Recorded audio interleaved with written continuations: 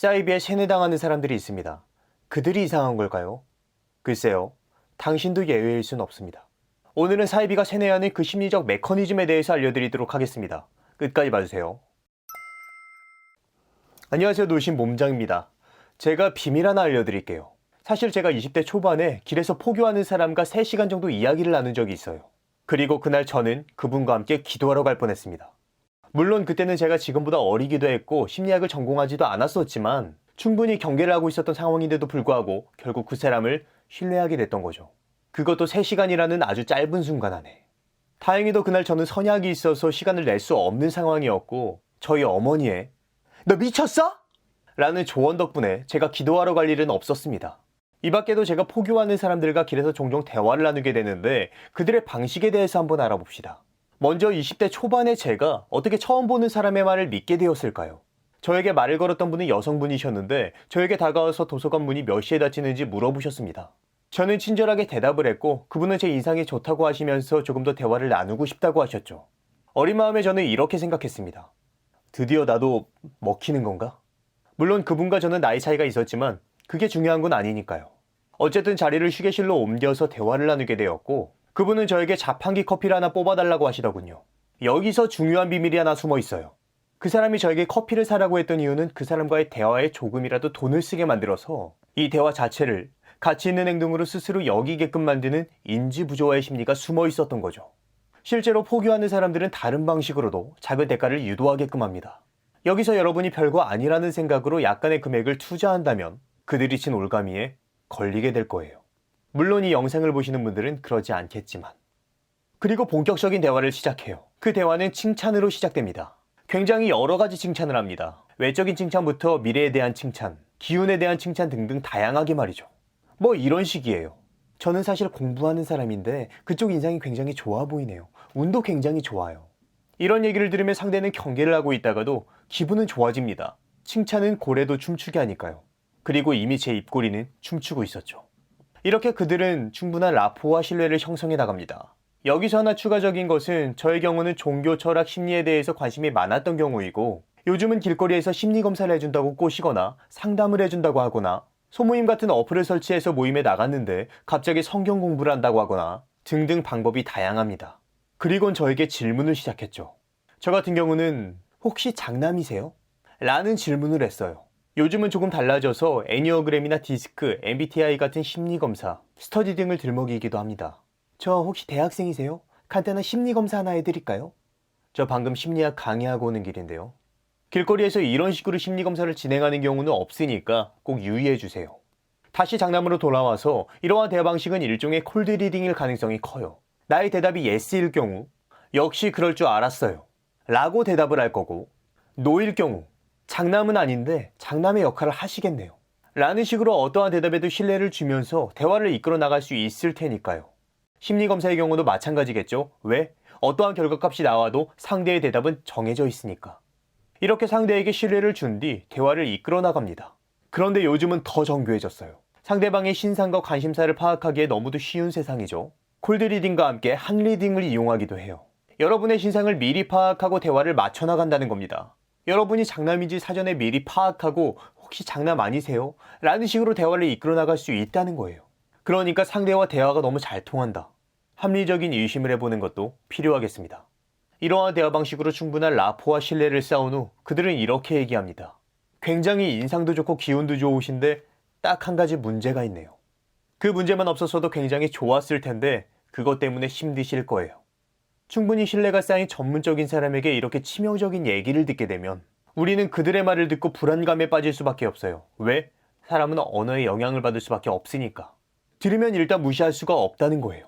여기서 포인트는 그들은 상대방의 불안감을 최대한 자극한다는 겁니다.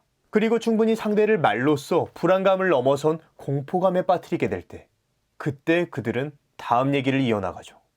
"그래도 다행이네요. 그 불행을 해소할 수 있는 한 가지 방법이 있으니까요. 우리가 이렇게 만난 것은 우연이 아닐 겁니다." 당시 저는 이 얘기를 듣고 그분과 도서관 휴게실에서 같이 눈 감고 기도까지 했습니다. 좀 웃기죠? 저도 창피하네요.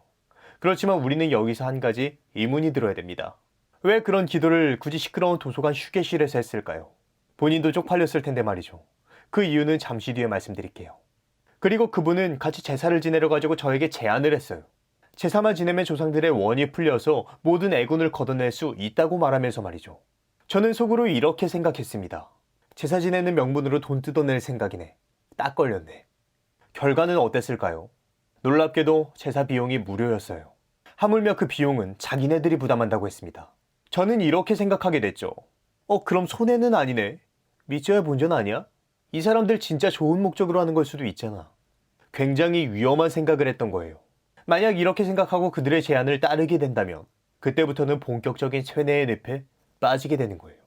이때부터는 정신 바짝 차려야 돼요. 믿져야 본전 같은 건 없습니다. 왜? 그 생각 자체가 처음부터 그들이 계획한 거니까. 보통 그들과 함께 이동을 하게 되면 제사를 지내거나 기도를 하거나 불법 다단계 같은 경우는 강의를 듣게 돼요. 이때 각각의 방식은 다르지만 한 가지 공통적인 경험을 하게 됩니다. 바로 나를 제외한 모든 사람들이 열렬한 환호를 하고 굉장히 친절하다는 거죠. 예를 들어서 불법 다단계의 경우는 나를 제외한 모든 사람들이 강사의 말 한마디에 굉장히 긍정적으로 반응하고 과도한 리액션을 취하는 것을 보게 돼요. 그리고 나는 나를 제외한 다른 사람들의 영향을 받게 됩니다. 왜? 사람은 집단 속에서 타인의 영향을 받을 수밖에 없는 존재이기 때문에. 어느덧 정신을 차려보면 이미 자신도 그 집단에 녹아있는 것을 깨닫게 됩니다. 그리고 그렇게 깨달은 순간은 이미 너무 늦어버린 순간이에요. 그래도 괜찮습니다. 여러분이 이 영상을 보고 있으니까요. 자기 자신을 객관적으로 돌아볼 수 있는 계기가 될 거예요. 자, 그럼 제가 여기서 질문 하나 해볼게요. 제가 그들과 동조하는 순간은 왜 너무 늦어버렸다고 말한 걸까요? 그 이유는 그들의 장소로 스스로 발걸음을 옮겨서 다양한 이야기를 듣거나 기도를 하는 것만으로도 자신의 행동을 정당화시킬 이유를 찾으려고 하기 때문이에요. 자신이 틀렸다는 이성적인 생각을 하는 것보다 구원받을 수 있다는 비이성적인 생각이 사로잡히는 편이 더 편하기 때문이에요.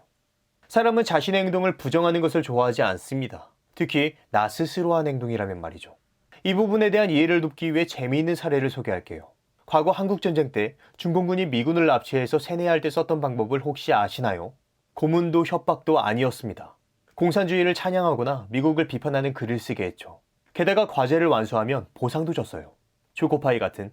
그리고 그 다음으로 중공군은 정확히 어떤 점에서 공산주의가 좋은지, 그리고 어떤 점에서 미국이 완벽하지 않은지 조목조목 나열하게 시켰죠. 프로들의 마음속엔 생각과 행동 간의 괴리가 발생하는 작은 불편함이 생기기 시작합니다. 이것을 심리학에서는 행동과 생각이 달라지는 인지부조화라고 해요. 그리고 그 불편함을 해소하고자 그들은 바꿀 수 없는 행동 대신 그들의 신념을 바꾸기 시작합니다. 미군 포로들은 자신의 행동에 신념을 맞추기 시작했고 급기야 미국을 비판하는 라디오 방송을 미군 부대에 송출하는 결과에 이르게 되죠. 여기서 알 수 있는 중요한 포인트는 두 가지예요. 첫 번째, 일단 상대방이 행동을 하게 만드는 것. 두 번째, 작은 행동부터 하게 하는 것. 이것을 문간에 발들여놓기 기법이라고 합니다.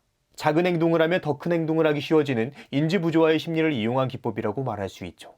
그래서 미군 포로들에게 글부터 쓰게 한 겁니다. 처음부터 구체적인 비판을 하게 한 것이 아니라. 다시 돌아와서 이렇게 사이비는 사람을 세뇌시키기 위해서 굉장히 다양하고 강력한 심리학적 트릭들을 이용해요. 심리학적 화법을 이용해서 사람의 불안감을 자극시키고 그것을 극복할 수 있는 희망이라는 덫을 보여주고 행동을 하게 만들어서 인지부조화를 발생시키는, 결과적으로 말도 안 되는 것을 믿게 만들죠. 당하는 본인들도 말이 안 된다는 것을 어렴풋이 알지만 한편으로 이렇게 생각하는 거예요. 지금까지 해왔는데, 그리고 혹시 모르는 거잖아. 이런 생각은 정말 위험합니다.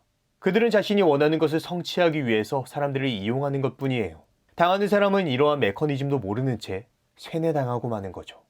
오늘 저는 여러분들에게 상당히 구체적으로 어떻게 사이비가 사람을 세뇌시키는지에 대해서 알려드렸습니다.